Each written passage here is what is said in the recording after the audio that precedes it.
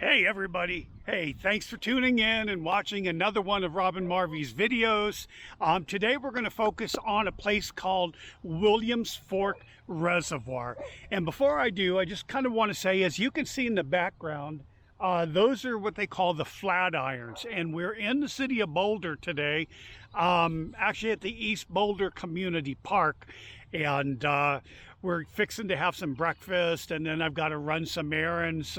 We traded in my guitar. I started off living in a van with, well, I sold my classical guitar. I sold my $4,000 guitar before I went to Mexico, my acoustic Martin, and then, which I had Tony Rice signed for me, and I sold that, and then I took a classical guitar down to Mexico, and then moving up here, we didn't bring a guitar, so I had to buy one, but I wanted to go small at first, so I got a mandolin, because I play mandolin also, and it just wasn't working for me anymore, so I traded it in at Guitar Center and upgraded to an acoustic guitar, a steel string guitar, and we traveled with that for about a year and a half, but I just found that I wasn't playing, and that's my main instrument, but I found I wasn't playing very much with it, so, and it was taking up so much space, so we jumped on that trendy bandwagon of ukuleles,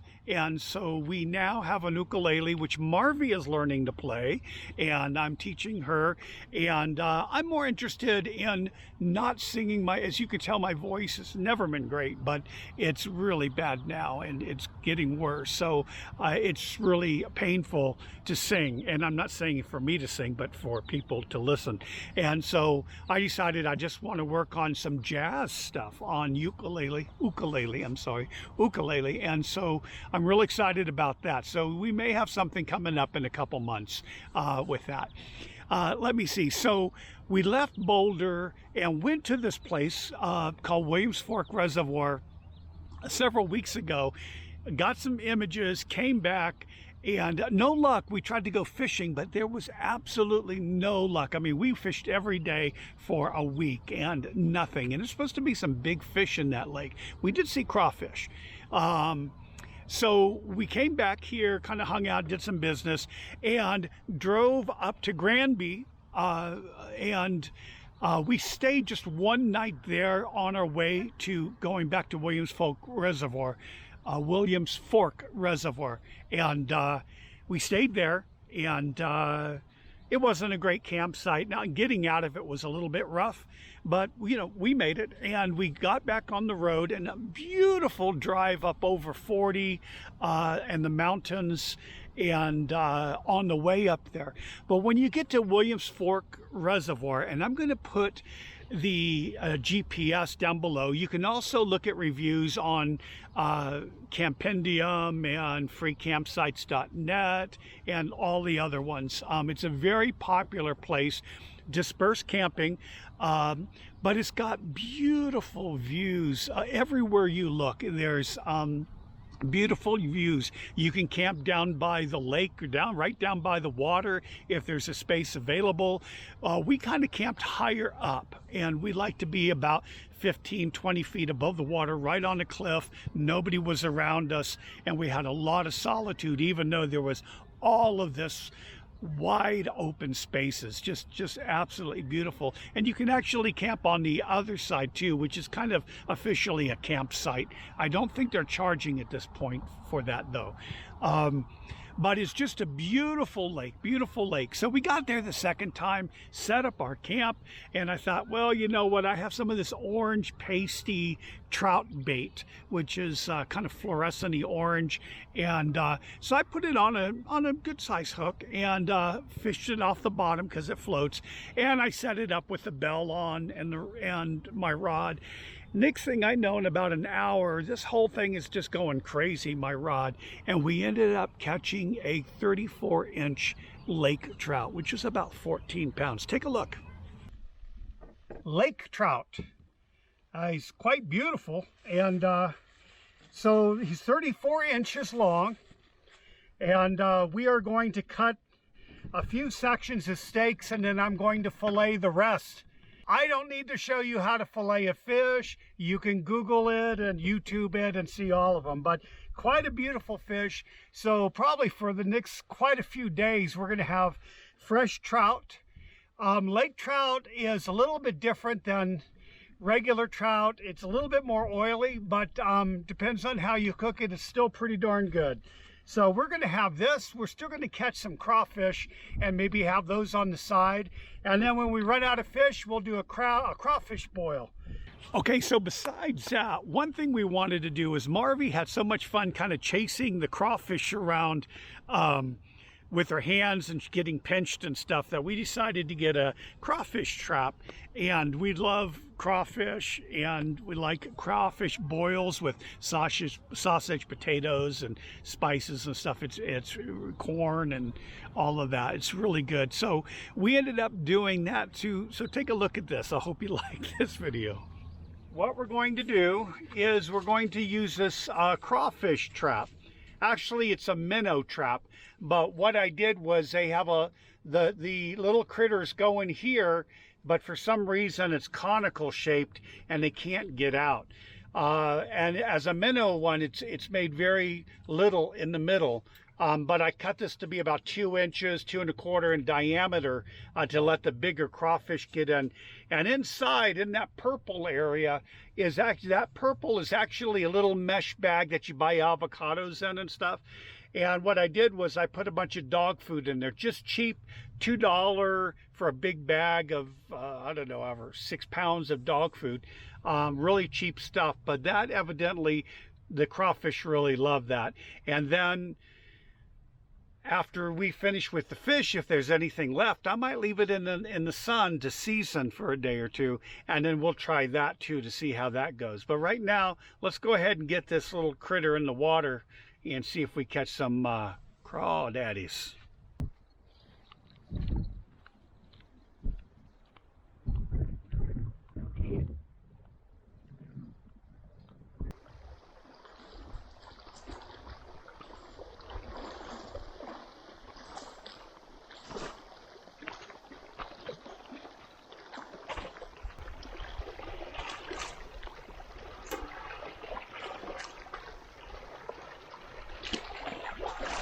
Got the crawfish trap out there. Give it about 3 or 4 hours. See what we have.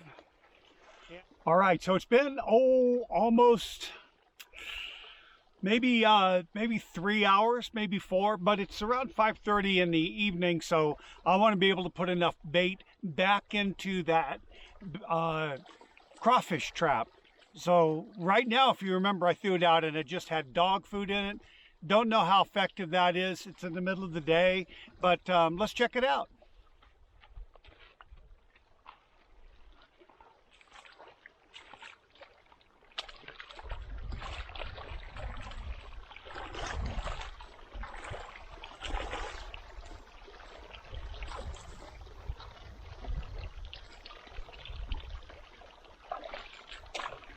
Well, I've got 3 really big ones and 1 baby. So no, 1, 2, yeah, 3 good sized ones and 1 baby, which I'll throw back. And I think tonight this will be really crowded with crawfish. So we'll try it again tonight and check back in the morning. Okay, so this time what I did was I didn't use dog food. We're going to leave this in overnight, even though it's only like 5:30. What I did was we caught a 34-inch lake trout today. And so these are some of the bones and trimmings for that.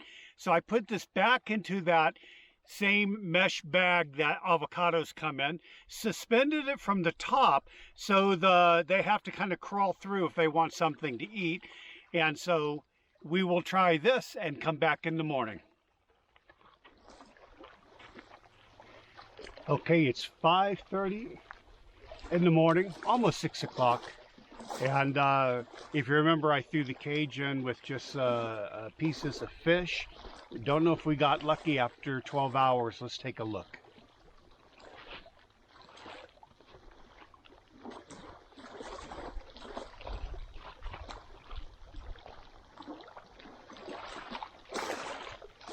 Feels kind of heavy.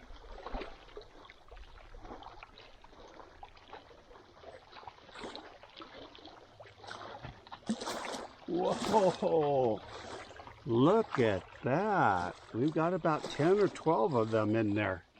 About 10 or 12 of them. Let's go empty this out and toss them back out.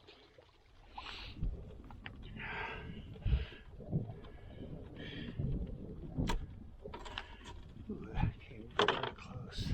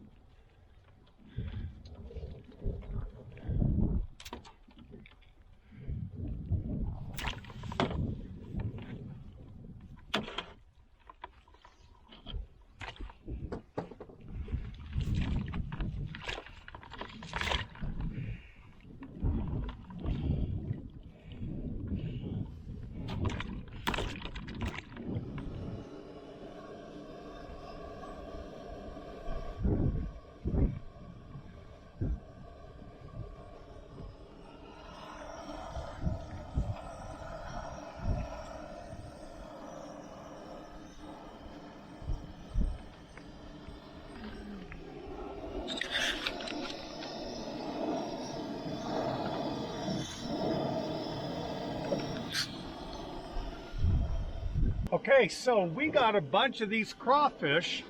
Not a lot. There's about 20 of them in here, and but they're pretty good size for a lake.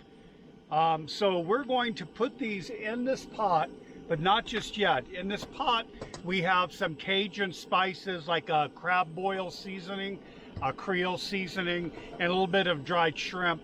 And we put that in there, and we're letting this water come to a boil before we put these guys in. We want to make sure that when they meet their maker, it's going to be instantaneously. We don't like to be cruel, so we're going to wait for this to become boiling to put these in. But before we do, what takes the longest is that we've got the corn we have to add. So we're going to put all this corn in here. And then we have potatoes. Sometimes we just get those little baby red potatoes, but we didn't this time. So we just put a bunch of potatoes in there. And well, you'll see with that. I'll just dump them in there. And then we have some really good andouille sausage, some Cajun sausage. And we're just going to put all of that in there, cover it, and forget about it. We're just going to just let it sit here for about a half hour, 45 minutes, and cook until this thing really starts to boil. And once it does, then we know the corn and the potatoes are done. The andouille has worked its magic into the vegetables, and then we will throw these little guys in. And then what's pretty simple is you just take bowls like this, or if it's a really cloudy, kind of a cold, windy afternoon or evening on the lake, so we're going to eat inside. So normally though, we would just put newspapers right on this table, clear it off, and drain the water out, then dump everything in a big pile. I know a lot of you have done crab boils and shrimp boils and crawfish boils before, and you put a big pile of everything, some cold beer or soda, and it's just finger food. You just pull it apart and eat it. So that's what we're going to do here. So we'll let you know when it's all done.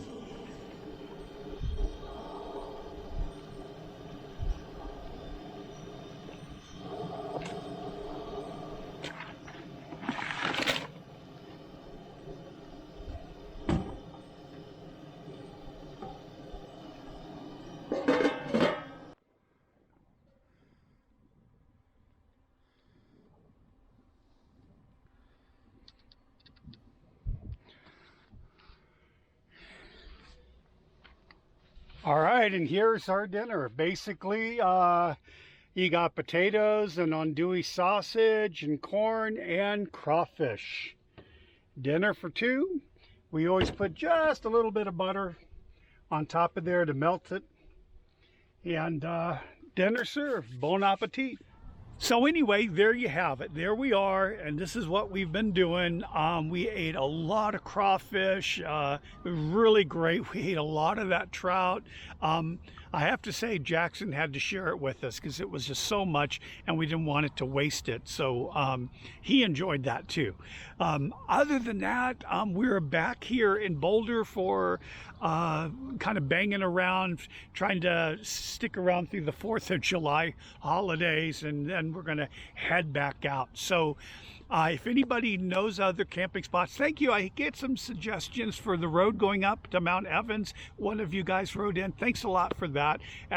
I don't know if I trust my van going up that high right now, but we're going to get around to that hopefully. As soon as I have to rebuild my emergency fund.